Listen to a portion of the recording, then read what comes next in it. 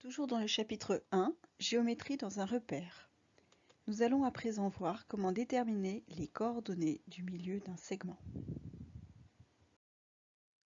Alors nous allons commencer par une première propriété.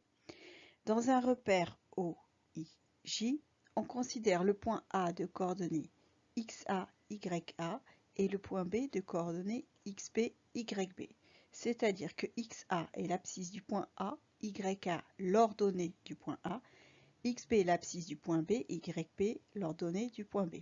D'accord? B comme nom du point et X comme abscisse, Y comme ordonnée. Je rappelle que X est la première coordonnée, Y est la deuxième.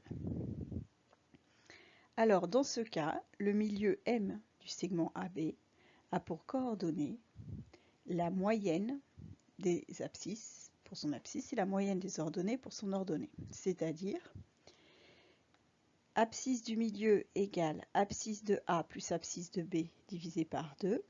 Ordonnée du milieu égale ordonnée de A plus ordonnée de B divisé par 2. Donc, retenez bien que le milieu a pour coordonnée la moyenne des coordonnées des deux sommets, des deux extrémités du segment. Exemple d'application directe. Dans un repère OIJ, on donne le point A de coordonnées -3, 4, B de coordonnées 7, -4 et C de coordonnées 5, 2. Première question, calculer les coordonnées du milieu L du segment AB. Deuxième question, calculer les coordonnées du milieu K du segment AC.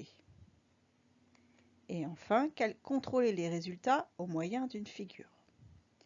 Alors, première remarque, vous remarquerez que dans cet exercice, il est marqué qu'il faut calculer les coordonnées et que la figure, elle ne se fait qu'à la fin, à la troisième question. Donc retenez toujours que quand vous avez un exercice avec question 1, 2, 3, il est hors de question de répondre à la question 3 avant la réponse 1 et surtout d'utiliser les résultats de la question 3 pour répondre à la question 1. Autre chose, quand on vous dit calculer, le terme est assez explicite pour que vous compreniez que les coordonnées du milieu s'obtiennent par un calcul et non par une lecture graphique. Alors, première question, je dois déterminer les coordonnées du milieu de AB.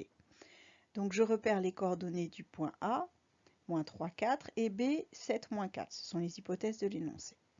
D'après ma formule, les coordonnées du milieu, c'est XA plus XB sur 2 pour l'abscisse. Donc XA, c'est l'abscisse de A, c'est ce nombre-là. XB, c'est l'abscisse de B, c'est ce nombre-ci. Donc pour calculer l'abscisse du milieu, je vais faire -3 plus 7 divisé par 2. Pour les coordonnées, l'ordonnée du milieu, YA égale 4, YB égale -4. D'accord, YB, c'est l'ordonnée du point B. Donc, abscisse du milieu, j'ai dit -3 plus 7 divisé par 2. -3 plus 7, ça fait +4. 4 divisé par 2, ça donne 2. Donc l'abscisse du point L est 2.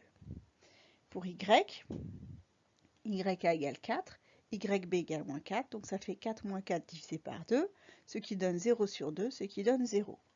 Conclusion, le point L a pour abscisse 2 et pour ordonnée 0, donc le point L a pour coordonnée 2,0. Ensuite, je dois déterminer les coordonnées du milieu de AC. La formule est la même, sauf qu'il faudra songer à prendre l'abscisse de A et l'abscisse de C. Le point A, il a pour coordonnées -3, 4. Donc le point C, il a pour coordonnées 5, 2. Et donc, pour calculer l'abscisse du milieu, du point K, je fais -3 plus 5 divisé par 2. -3 plus 5 donne 2. 2 divisé par 2 donne 1. Pour calculer l'ordonnée de AC, je fais 4 plus 2 divisé par 2. 4 plus 2 donne 6. 6 divisé par 2 donne 3. Conclusion, les coordonnées du point K sont 1,3. Maintenant, je vais contrôler le résultat à l'aide d'une figure. Alors, je commence par placer mes points. Le point A a pour coordonnées -3, 4. Donc x égale moins 3, y égale 4, voici le point A.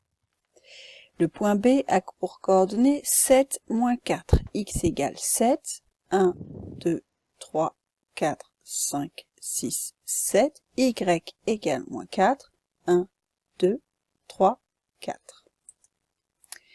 Le point C a pour coordonnées 5, 2, x égale 5, 1, 2, 3, 4, 5, y égale 2, voici mon point C.